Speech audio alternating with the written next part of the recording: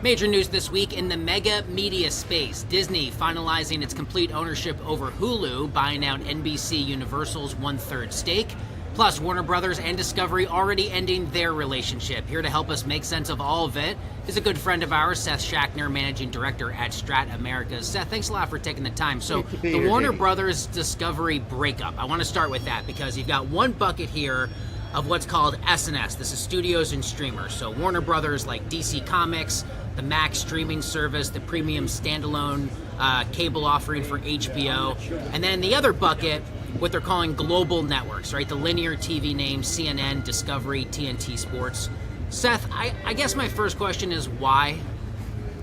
Well, it's a candid admission, even though they're not stating it publicly, that the merger that was put together just a few years back between these two enterprises, it was really touted pretty heavily and pretty boldly. It's like the biggest, bank of premium content out there. That it really hasn't worked. Stock has been down. The cost cutters have been running wild across different parts of the organization. And, there's a long-standing history of these mergers, even prior to the Discovery one with AT&T and other studios that looked at quote-unquote synergies that, sometimes are really hard to see when you put these things together. What's actually happening here will state the obvious, that pay TV, linear TV, is dying in many respects. And it's only the biggest enterprises that can really hold those things together and sell advertising across them. And, essentially they're creating a spin vehicle. They haven't named it yet. NBC's done something very similar, something called Versant, for these older pay TV and linear assets. I bet they'll figure out a way to sell them or merge them with something else is what's actually happening. And they're retaining kind of the higher value content and streaming assets of the enterprise as well. And that's probably what their future is going to look like going forward. But if you're David Zaslav, it is probably kind of a retrenchment for what they put together 3 years ago. Do rival streamers benefit the most from this breakup, and if so, who? That's a really great question. I don't know if anyone benefits right now from it, to be honest with you. I think over time, if there is some type of merged entity between, say, hypothetically, Paramount Plus, NBC's, Peacock's, and this, I think you could see something that's kind of got an enterprise with all these economies of scale in it as a streaming service that could benefit. But no, right now, I don't really know if anyone particularly benefits for it. I think the real thing that is foremost on my mind is that there's a lot of these streaming products in the market right now. We haven't touched on sports yet, but that's a piece of this. There's a lot of competition for sports rights. Disney's going to be rolling out its own version of ESPN soon.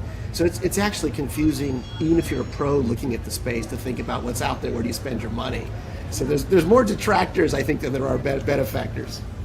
So, Seth, even if you are a media professional and you cover the space, or you're a financial journalist like myself, and we have a hard enough time trying to see where the dust settles in all of this, what does all of this mean for the average consumer watching at home, who undoubtedly is now faced with more unimaginable options than they ever wanted or thought could exist? It's a really overwhelming moment, I feel like, for consumers. Yeah, it sure is. But I think, short term it's going to be more confusing, unfortunately, more places to spend your money, but I don't know if that's new for anyone to hear.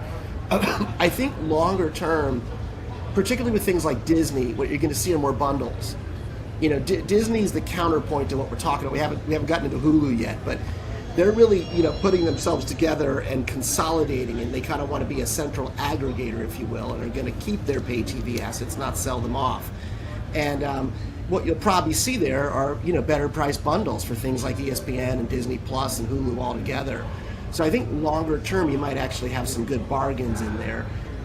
My hope, to your earlier point, if you do see like a combination of three of these streaming services, maybe it'll be a simpler thing for consumers where you'll have maybe, easier to find kind of content, one place to go, basically. If you've used Amazon Prime Video, for example, they're, I think, a really good aggregator. They've got a lot of great consumer engagement, and you can go onto that and find anything from, BritBox for UK content to all sorts of obscure, you name it, documentaries, rock operas, all that stuff is in Prime, actually.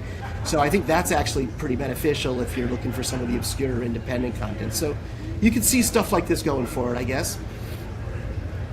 So you mentioned the Hulu deal. Disney, of course, finally, at long last, after many years, closed this Hulu deal with Comcast. Disney's looking to buy out here NBC Universal's one-third stake. They're also paying a few $1 billion less than NBC Universal was seeking. So, two parts here. Why is Hulu valued at $27 billion? And why does Bob Iger at Disney want Hulu outright?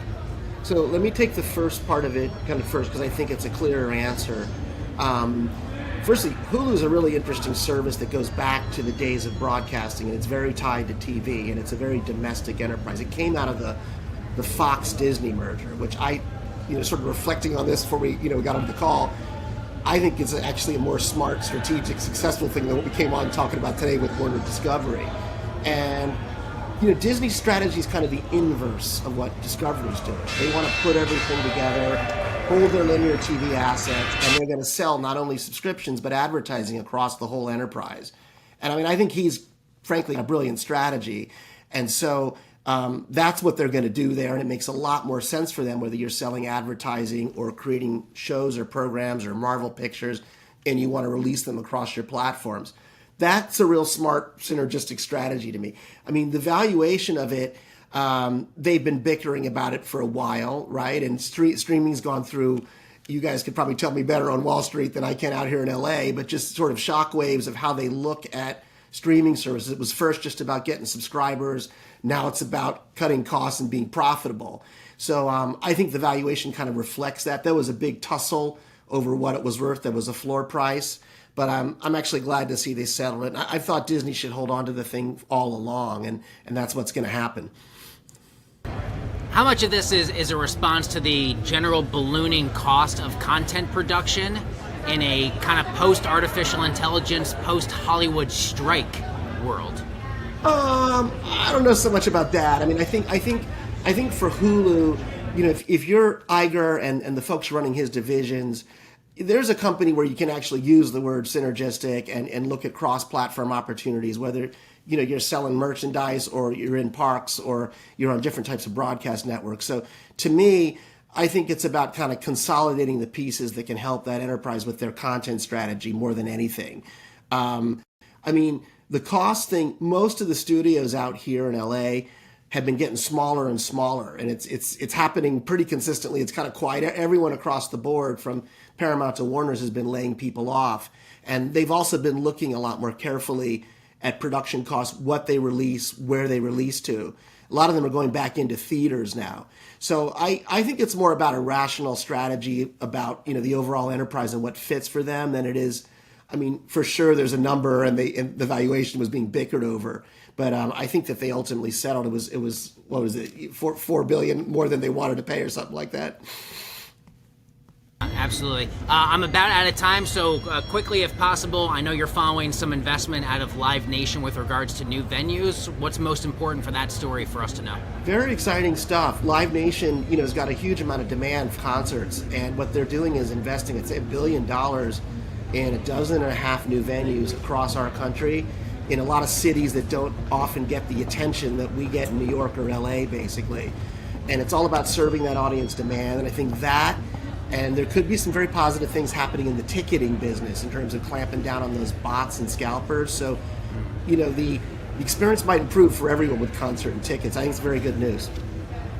Seth Schachtner, Managing Director at Strat Americas. No better voice to turn to help us make sense of all of this, and I do mean all of this. It's a lot. Seth, thank you as always. Good to have you. Thank you, guys.